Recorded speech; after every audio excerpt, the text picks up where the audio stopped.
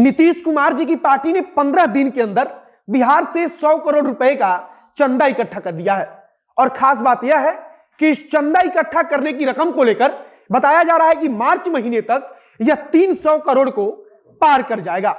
अब 100 करोड़ रुपए का चंदा मात्र 15 दिन के अंदर इकट्ठा कर देना इतना आसान बात तो है नहीं, और इस बात को विपक्षी दल भी पचा नहीं पा रहे हैं।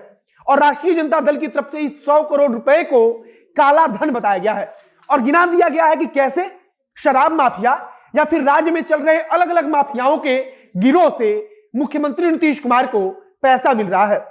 और उसी पैसे को जनता दल यूनाइटेड की तरफ से पार्टी का पैसा बताया जा रहा है और गिनाया भी जा रहा है कि 15 दिन के अंदर 100 करोड़ रुपए का चंदा मिल गया है।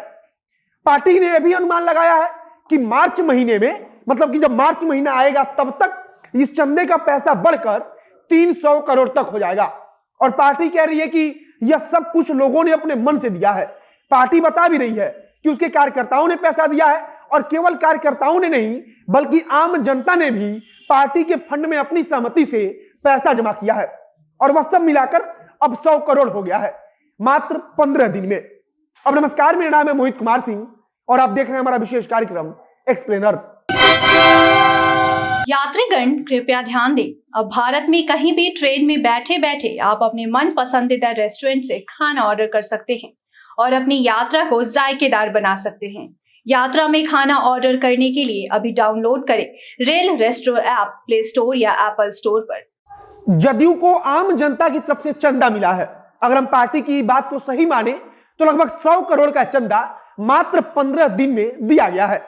लेकिन मुख्य विपक्षी दल राष्ट्रीय जनता दल को लगता है कि यह चंदा आम जनता और कार्यकर्ताओं ने नहीं दिया है, बल्कि शराब माफिया और राज्य में पल रहे अन्य माफियाओं का पैसा है। राष्ट्रीय जनता दल की तरफ से इसके संबंध में एक ट्वीट भी किया गया है और सरकार पर निशाना साधते हुए लिखा गया है कि बिहार जैसे गरीब राज्य में नीतीश कुमार की पार्टी महज 15 दिनों में 100 करोड़ का चंदा जुटा लेती है। यह भ्रष्ट लोग कैसे काले धन को सफेद करने में लगे हुए हैं। अब आप समझिए कैसे शराब माफिया, जमीन माफिया, भर्ती माफिया, टेंडर माफिया, भवन निर्माण माफिया और नालंदा माफिया जेडीयू की आत्मा है। यहां राष्ट्रीय जनता दल की तरफ से नालंदा माफिया का भी जिक्र किया गया है और हम सब जानते हैं कि मुख्यमंत्री नीतीश कुमार का गृह जनपद नालंदा ही है। और नालंदा को लेकर विपक्षी दलों की तरफ से तमाम तरह के सवाल भी उठाए जाते रहे हैं। इसमें टेंडर माफिया का जिक्र है और मुख्यमंत्री पर इस प्रकार के कई आरोप लगे हैं कि वह सरकारी टेंडरों का जिम्मा नालंदा से ताल्लुक रखने वाले अपने विश्वास पात्र लोगों को सौंप देते हैं। यहां राष्ट्रीय जनता दल की तरफ से टेंडर माफिया का भी जिक्र किया गया है और नालंदा माफिया का भी जिक्र किया गया है। इसके अलावा एक और शब्द का उपयोग किया गया है, भर्ती माफिया। पिछले कुछ समय से राज्य में लगातार अलग अलग विभागों में चल रही भर्ती में भ्रष्टाचार का खेल भी सामने आया है और इसी बात को राष्ट्रीय जनता दल हर बार कहती है कि राज्य में एक भर्ती माफिया भी है। मतलब कि भर्ती माफिया का गिरोह भी सक्रिय है और हर बार यह आरोप भी लगाया जाता है कि यह सारे माफिया इसीलिए खुला घूम रहे हैं क्योंकि इनके सीधे मुख्यमंत्री का समर्थन प्राप्त है। अब सबसे जरूरी और हाल फिलहाल में सबसे ज्यादा अगर कोई विवादित माफिया रहा है, आप कह सकते हैं, तो वह शराब माफिया, और राष्ट्रीय जनता दल की तरफ से शराब माफिया का नाम भी इस मुद्दे में लिया गया है। तथा पूर्व में भी विपक्षी दलों की तरफ से जदयू के नेताओं का नाम शराब के साथ जोड़कर लगातार लिया जाता रहा है और यह भी कहा जाता रहा है कि शराब माफिया पार्टी के फंड में पैसा देता है, इसीलिए उस पर कार्रवाई नहीं होती। आरोप तो यह भी लगाया जाता है कि शराबबंदी करने से बिहार का कोई फायदा नहीं हुआ, लेकिन नीतीश कुमार का फायदा जरूर हुआ। विपक्षी दलों की तरफ से कहा जाता है कि जो भी माफिया राज्य में सक्रिय है उसका सीधा पैसा मुख्यमंत्री नीतीश कुमार के पास पहुंचता है। अब जब नीतीश कुमार की पार्टी ने एक रिकॉर्ड बना दिया है, अगर उनकी भाषा में कहे तो, कि 15 दिन में 100 करोड़ का चंदा जमा कर लिया है, तब राष्ट्रीय जनता दल इसे इन्हीं माफियाओं का पैसा बता रही है। बाकी अगर हम नीतीश कुमार की पार्टी की बात करें तो उनकी तरफ से दावा किया जा रहा है कि मार्च महीने तक पार्टी 300 करोड़ रुपया जुटा लेगी। अब प्रश्न यह भी उठ रहा है कि आखिरकार रुपया आ कहां से रहा है। तब पार्टी की तरफ से बताया गया कि आम जनता तथा पार्टी के कार्यकर्ता अपनी मर्जी से सहयोग दे रहे हैं।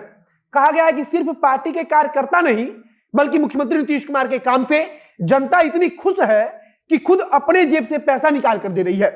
अब हमें इतना तो नहीं पता कि आखिरकार चंदा कहां से आ रहा है, लेकिन विपक्षी दल की तरफ से लगातार कहा जा रहा है कि यह माफियाओं का पैसा है।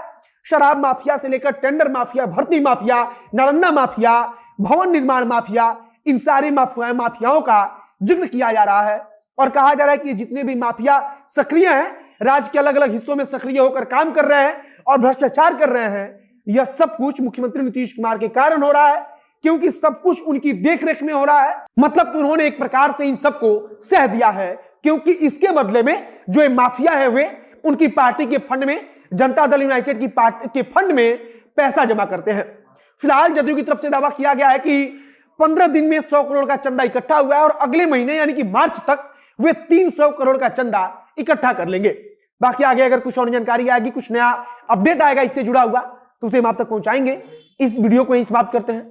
वीडियो को शेयर करते जाइएगा और अगर फेसबुक पर देख रहे हैं तो पेज को भी लाइक कर लीजिए तथा अगर यूट्यूब पर देख रहे हैं तो चैनल को भी सब्सक्राइब कीजिए। मिलते हैं फिर बहुत जल्द अगले वीडियो में। कैमरे पीछे खड़े ओम प्रकाश और मैं मोहित कुमार सिंह। बहुत बहुत धन्यवाद।